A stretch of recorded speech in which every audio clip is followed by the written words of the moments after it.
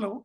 Today we are going to see Queen's Gambit decline opening, in which while start with d4, in the reply black plays d4. Now here he can play knight f3 first, then c4, or he can play directly c4. Both are same almost. In both the cases, black is going to play e6. Once again, he can play knight c3 or knight f3. Both are playable. In both the cases, we are going to play same knight f6.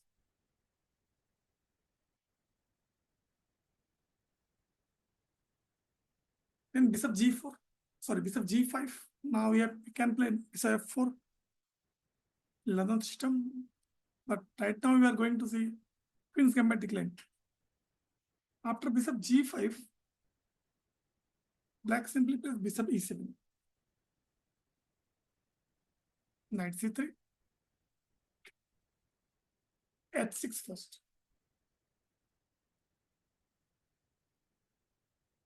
Bishop h4. Castle. King f2 first. e3. Now the key move came b6. Now here white have so many options. He can play queen b3 also. He can play bishop d3, bishop e2. He can take the pawn. But right now we are going to see what happens if when white plays c2d.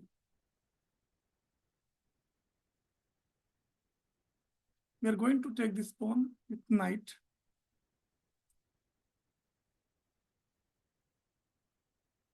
In this position, we will play bishop e7, queen e7, knight takes d5, pawn takes d5. Now the move comes rook c1, just trying to control the file, as well as try to do attack on c7.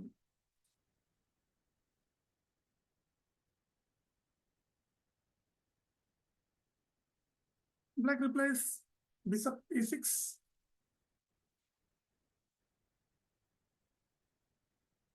Queen a4. c5.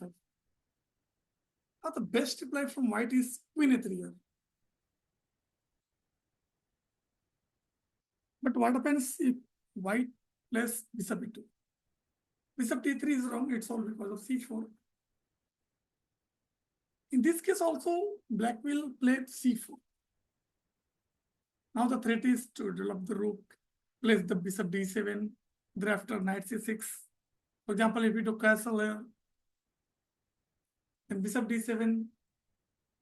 Now the main move is knight c6, so that white knight cannot be posted on e5. Then after c, b5, a5, b4, all the things winning for black. But take a look. What happens when he plays b3? I'm giving you a few seconds to think.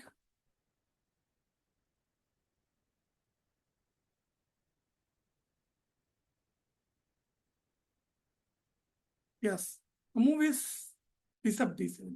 Now queen don't have any moves. Queen is trapped. So this is not possible and not good move for white.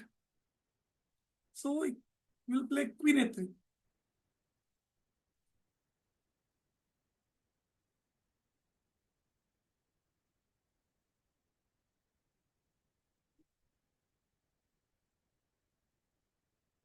On queen a3,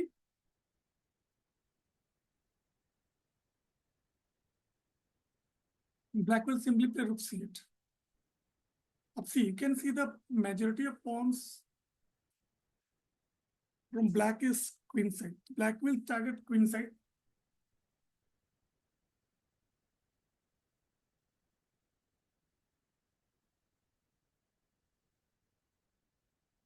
Bishop b5, try to stop knight d7. Later do castle. a6, d cross c5, b takes c5, castle. Now rook a7 to avoid the pin. Now white have to play, remove his bishop, bishop e2. Now there are so many options. You can go with king f8, you can go with a5. All are working, all are good for black. a5, threatening a4. Rook c3, knight e7. Rook c1. While is doubling rook on c file. Now you can see b file is open. So it's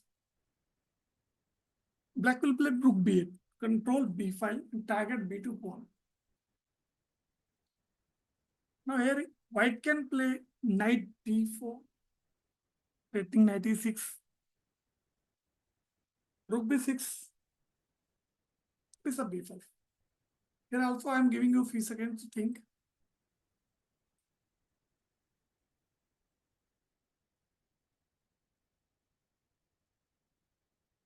Best move for black is queen f6.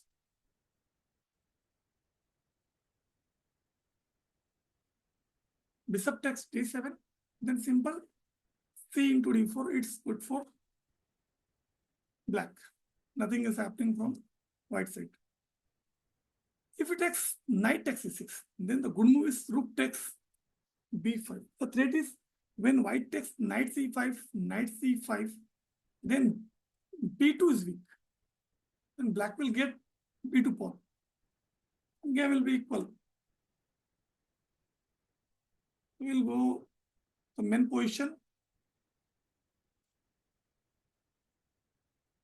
Previous position when white will play bishop d3. Now this position we have seen when white takes c cross d5. Now we are going to see what happens when white plays bishop d3. Now we have so many moves. You can take d into c4. It's also good. But we are going to see something different. We are going to play bishop b7 here. Castle.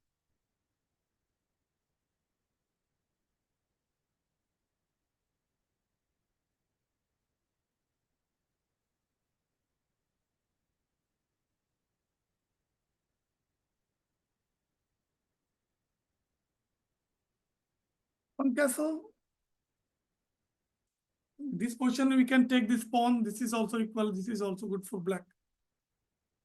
But white can simply play black can simply play knight d7. Just trying to develop the pace. Queen e2, c5, rook d1. White will try to capture d file or c file. Knight d4. This is the interesting line for black. If white takes bishop into e7, then simple queen into e7, or it's good for black.